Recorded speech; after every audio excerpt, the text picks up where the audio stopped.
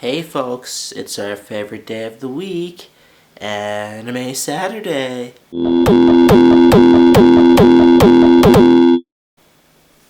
Coming at you with My Hero Academia Episode 3 Review.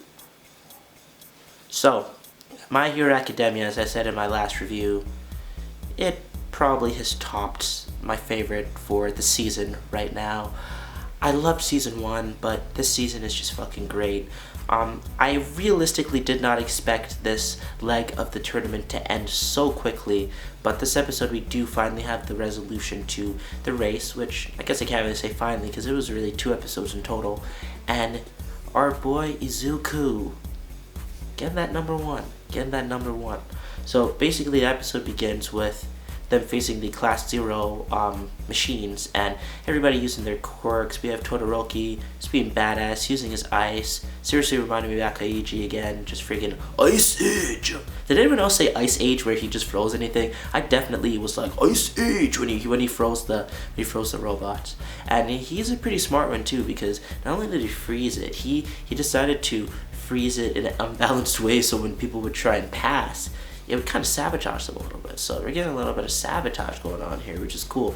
Other than that, he's basically in the lead for the entire race, just like the beginning. The next part of the race after beating down the robots, which Izuku was only able to pass because he used his wits, which was great to see him just not using All Might's power or his quirk, him just using his mind and finding out a way to get through it. He actually managed to break off a part of the machine and use it to deflect and protect himself going forward. So that was good on him for using the old noggin. But other than that, you definitely see everyone else using their quirks. This episode wasn't completely all about Class A. We did see some other classes using their cool quirks. We got the introduction of the inventor class. I think it's like either Class C or Class B or something. The pink-haired girl, her name escapes me, but she created this cool like 3D maneuver Attack on Titan gear that allowed her to basically swing past the next phase, which was basically just climbing, or not climbing, but crawling on some tightrope over some mountains, which makes me think, I'm not sure if the only one wondering if anyone like actually died during this whole exam, because it seems kind of dangerous and I'm not sure how they can guarantee that everyone's going to be able to survive a fall from that height. That's just me. So we get past there and then we get to the final leg, which is the greatness. This is the greatness here.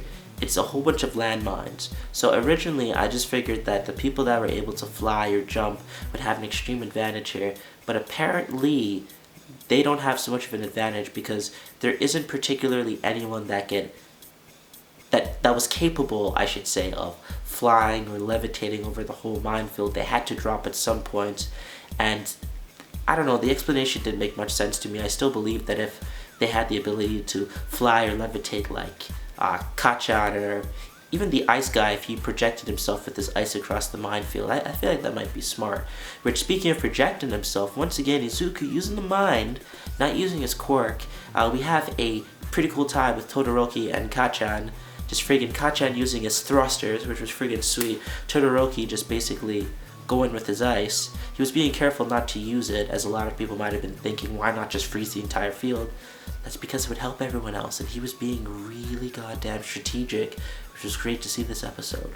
But we have Todoroki and Kachan tied for first. All of a sudden, Izuku, like a badass, digs up a whole bunch of mines, puts his metal piece that he got from the Class or the Type 0 robot, bombs himself, and just literally flies right over everything. I like that. That was using the old noggin. Many times this episode we see just how intelligent and cunning our boy Deku could be. So he flies over them, and at the last moment, this was freaking epic. We see the three of them giving it their all. He notices he's about to fall. He does this flip, hits the ground, hits a mine, propels himself one more time, and gives it his all the way to the end. So that was pretty great seeing him win. But he kind of screwed himself for the next round, considering that the next round is called the Cavalry Battle. And it's more or less, from what I grasped, it's kind of like a like a melee sort of battle. Like maybe even Smash Bros would be a good way to decide it, like teams. And you gotta make teams, and if you take down the opposing team, you get their points, and the points go down descending. So the rankings for this was obviously Izuku in first with 10 million. They ranked him at 10 million.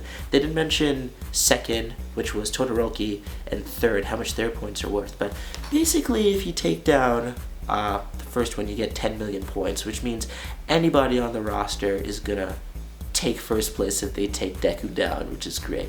So I don't really know who in the right mind is going to want to join his team, but I'm getting a strong feeling from the trailer. It's going to be the Gravity Girl, whose name escapes me. I really got to remember names. I'm just watching too much anime right now. But the Gravity Girl, she is probably going to join his team. I get the feeling, I see the love starting to grow. Probably going to happen.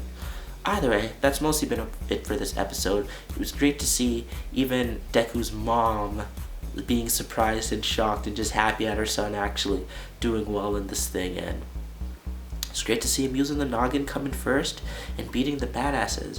I'm very excited for the next episodes, and honestly, Saturdays can't come fast enough, man. Between Attack on Titan, My Hero Academia, and Dragon Ball Super, I suppose, even though that's a bit it's a bit weird right now, but that's another video entirely. Saturdays, bro. It's the shit. Anyways, if you agree with what I had to say, also finally get confirmation this episode that the Endeavor person that they're referring to is Todoroki's father, the fire guy with the fire mustache and the fire things on his face. That's badass, and we've only seen Todoroki use ice, so him using fire is just gonna be amazing. I haven't read the manga, but I'm just predicting it, man. Seeing Kachan go up against Deku and Todoroki, seeing all three of them just giving it their all is gonna be fucking amazing. I just can't wait. So much hype this season. If you like the review or have anything you want to add, let's get a discussion going in the bottom. If you like my videos and want to see some more, definitely hit the subscribe button. On the road to 1K, go ahead, join the journey with me, become an alien. Anyways, that is it, and I will see you guys next time.